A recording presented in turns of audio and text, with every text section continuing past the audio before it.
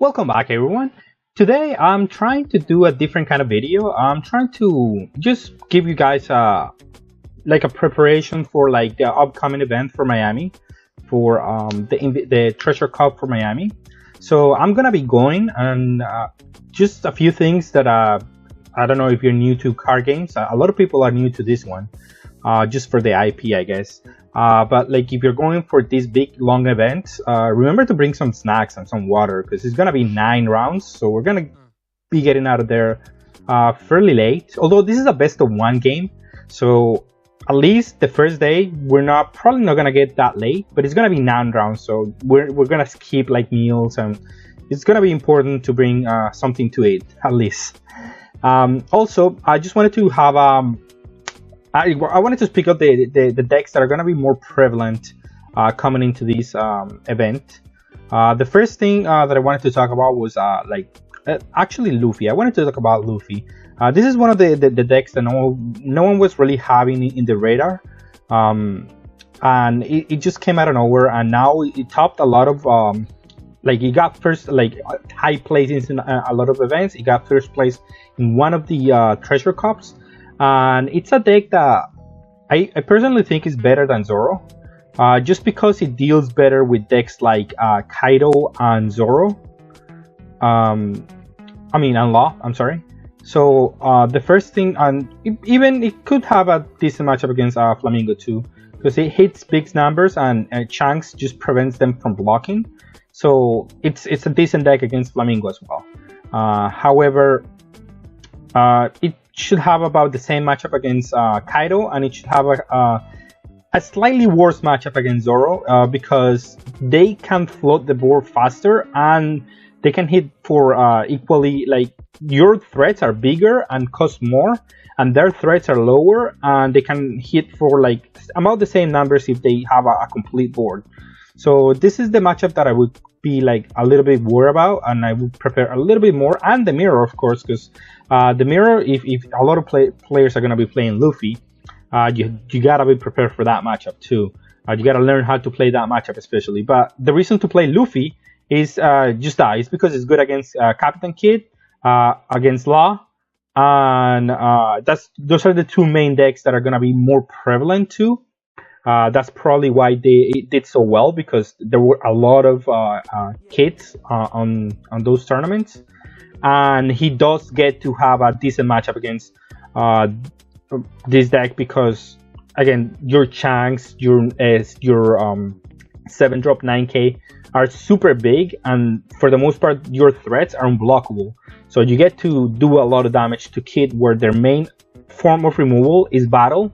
And if your threats are too big, it's hard to get rid of them, right?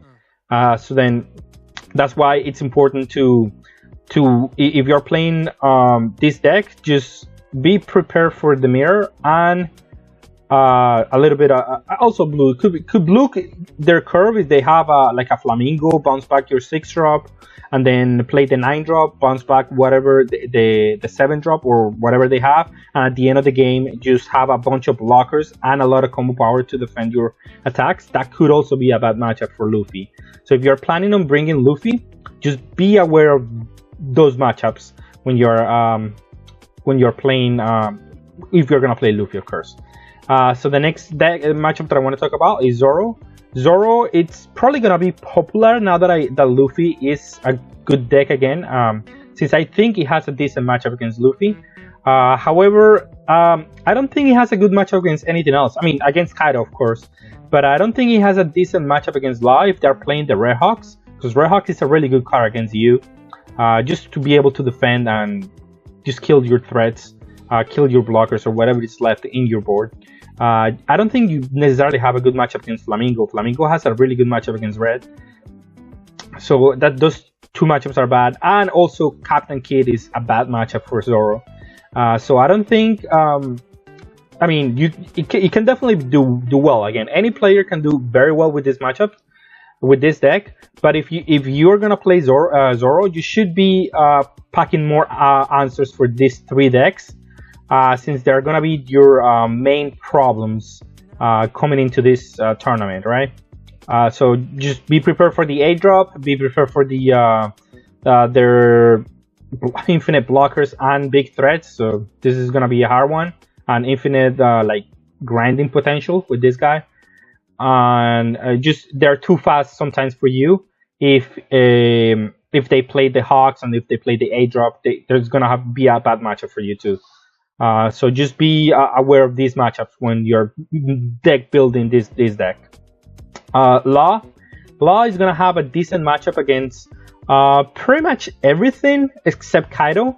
The only reason Law would have a bad matchup usually is because they drop they don't drop the early curve like super good, and then they don't get to swap into a good payoff, or their board keeps getting removed, and then at the end of the game they still have to play their hand to get into the board, and they're not gonna have too many cards to defend with. So that's the only weakness of Law, and that's why Kaido gets to have a good matchup against it, because again, it's just if they get to board wipe you, rebuilding is hard for Law. So, but it's a extremely good deck. It's gonna have a decent matchup against everything. Even Kaido, if they see a good curve where they go 1-drop, 1-drop, 1-drop, 1-drop, swap into a Rush Zoro into a Law, do against Zoro, and just be faster than the opponent, then you can definitely beat Kaido on all the other matchups, because that's one thing that Law has. If they have the gut draw where they go 1-drop, 1-drop, 1-drop into a swap Law, you are super ahead already in that matchup. So keep a lookout for this one, and just try to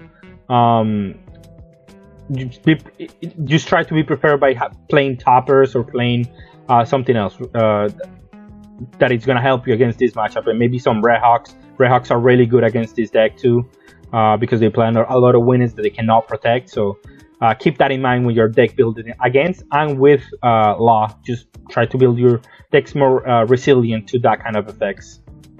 Next we have Don Flamingo. Don Flamingo, it's a good pickup if you're thinking that you want to play against Zoro, Luffy, and Kaido. Those three decks are a good matchup for Flamingo. You can definitely beat those three matchups if you're playing your deck correctly.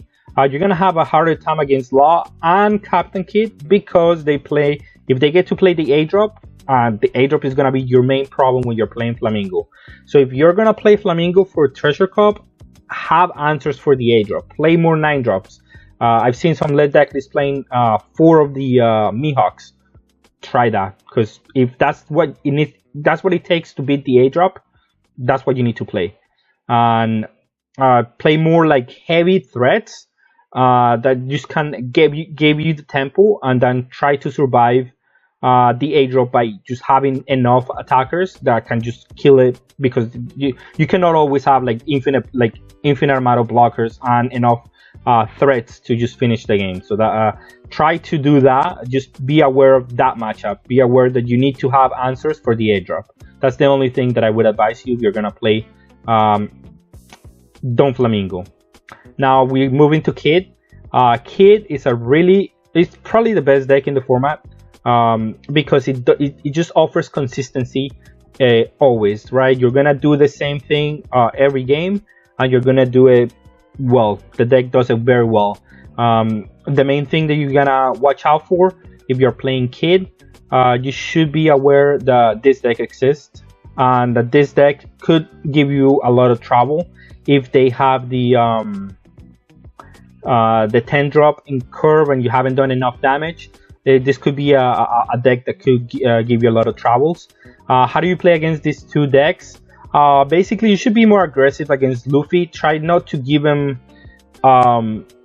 enough life where they can just drop bombs every turn. And yeah, if you attack their board too much, I mean, you still have to go after their board. That you cannot ignore their board, but try to do it efficiently, because you also have to hit the leader consistently.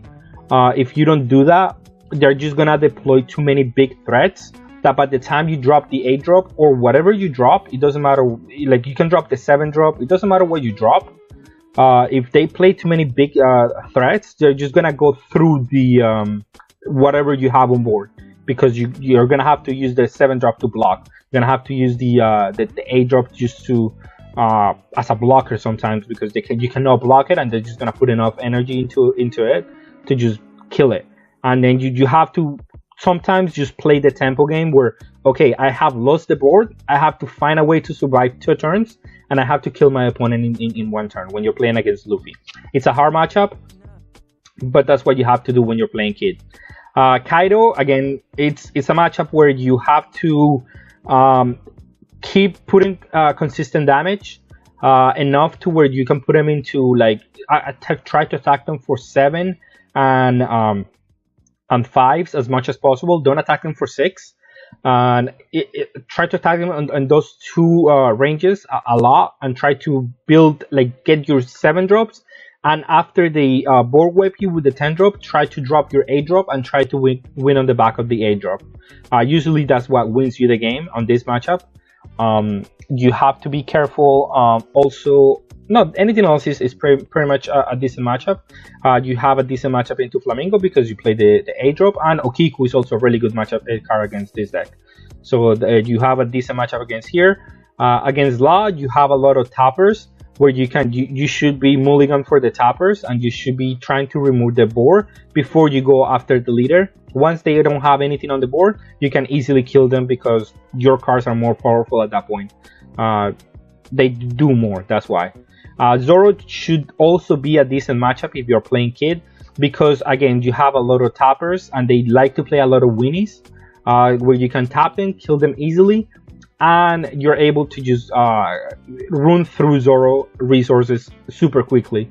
And that's why you are favoring that matchup in these 3 matchups here. You just have to be careful when you're playing against these 2. You have to be more cognizant of the threats that you do and the attacks that you do. They are more important when you're playing this matchup. And to finish up, I just want to talk about Kaido. Kaido does not really have a good matchup or a bad matchup. It really comes down to, it not only comes down to the island, you also need to draw some threats, but like even if you also, it doesn't just like you have to draw the island the whole game. You can win games if you don't draw the island. However, the games where you have the island and you don't have the island are like night and day. They're completely different, and you are massively ahead if you do get the field spell. So Kaido doesn't really have a bad matchup per se against anything. I mean, you could say like Blue, they can outgrind you eventually, but even against Blue, if you have your drink curve, you're gonna run them over. If you're playing against Red, if you're going against Green, you're going against any of these decks, if you have your excellent curve, you're gonna run any deck out of the table.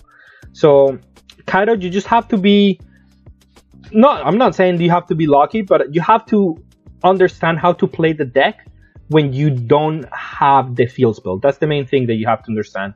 If you don't hit the field spell, you have to the game changes to, okay, how do I kill my opponent, or how I get advantages where every card that I combo or every life that I take, it has to be precise, because it's gonna come down to like very minor misplays what is gonna give you the win or the lose against when you don't see the field spell. When you do see the field spell, is your game to lose sometimes, because that card is that powerful on this leader. Also, you also have to draw the big bombs to win, but like that's neither here nor there.